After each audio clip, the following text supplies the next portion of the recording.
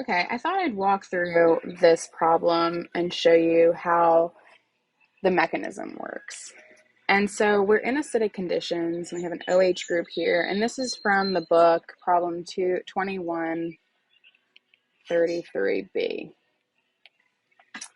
And so acidic conditions, we're going to create a lot of positive species. And so the first step here, we have HCl in a catalytic form, and HCl is a strong acid. And so we're going to protonate something with that HCl. And the thing that we're going to protonate is this oxygen that has some lone pairs that it can take and grab that hydrogen with. These electrons that are connecting the hydrogen and chlorine will go back to the chlorine, and we'll create this molecule again with the OH on it. And we'll get a chlorine in solution. And we've also added an H here. Now we've created 1, 2, 3. This is going to have a positive bond because we still have 2 electrons here. So if we count our bonds, we've got 1, 2, 3, 4, 5. Oxygen once 6 has 5. We get a positive 1. So that has a positive bond. That's good. We're in acidic solution. So we want a positive species. The chlorine is going to be a counter ion to this, but it's going to be reformed because it's catalytic. So now we can take our methanol, which is our CH3OH, and use its protons to attack that carbonyl carbon, because we've got a sort of dipole happening here where the oxygen is pulling electrons from this carbon in the center here. So let's take the oxygen's electrons and put them onto that carbonyl carbon. And then if we come down here, we'll continue this. We now have, oh, and when we do that, we can't have, remember, make sure your structure makes sense. If we put another bond here, now we would have 1, 2, 3, 4, 5, and we can't have that. So we're going to kick off those electrons in that double bond back to that oxygen, which is good because now we've neutralized the oxygen species, and we've got 1, 2, 3, 4 back on. So 2, 4, 5, 6, counting our bonds, 2, 4, 5, 6. That's good. We've also got that oxygen OH species still, and now we're adding an oxygen that has a hydrogen on it and a CH3 group. So we've got 1, 2, 3, 4, 5. This should have a positive charge now. That's okay. We're still in acidic conditions, so we're doing all right. Now, we need to deprotonate some things because we want this to come off, or we want this to form the carbonyl carbon again. We want this to just be an ester, and we want this to leave. And so we need to protonate this in order for it to leave, because OH coming off by itself would not be a good leaving group in acidic conditions because we would end up getting OH minus.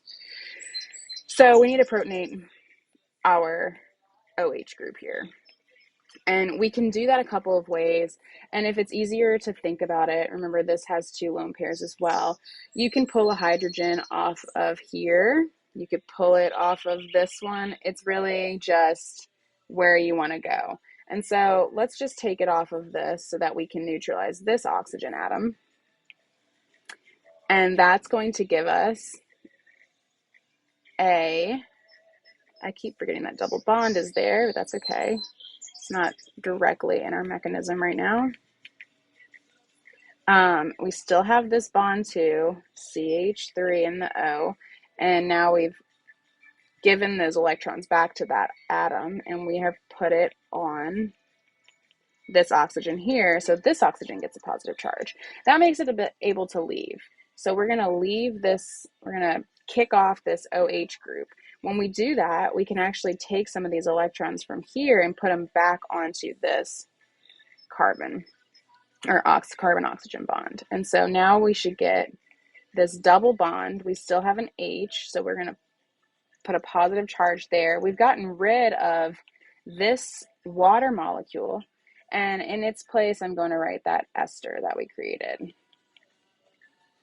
And so now we really just need to deprotonate this OH up here to keep this carbonyl carbon and get rid of the oxygen. And so you could do that a couple different ways. Really, you know, we could use another molecule of our starting material to deprotonate this because we protonated it in the first step. Really, whatever you use, it doesn't matter. You could even technically say the Cl takes it, but that's really unlikely because you're making the stronger acid. But I'm just going to show it for simplicity reasons. And so now we've got this CH3 group. We've got our double bond here. You could also show this step as being that O on that molecule. We'll just put R. We'll just do like this, RR. And this molecule that I just drew is going to represent this molecule here that we started with. And so now we've ended up with our final product, and this is good. We've also created water in the process, and water will protonate the HCl maybe. I don't know how you get the catalytic HCl back. It doesn't really show it in our mechanism on the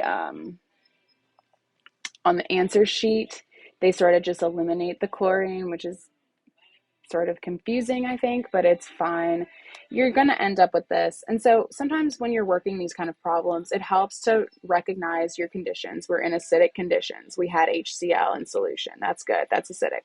We also know that we're forming something that's going to replace. So we're doing some kind of substitution. And what are we substituting? We're substituting an OH group on our carbonyl carbon. So we could just call this R, whatever. We're going to substitute this for a methanol. So we'll get an O and a CH3, and there's our R. And so just trying to figure out what the end product is, and then working your way through the mechanism that makes that, in order for it to make sense, is going to be the best way to attack these kind of problems.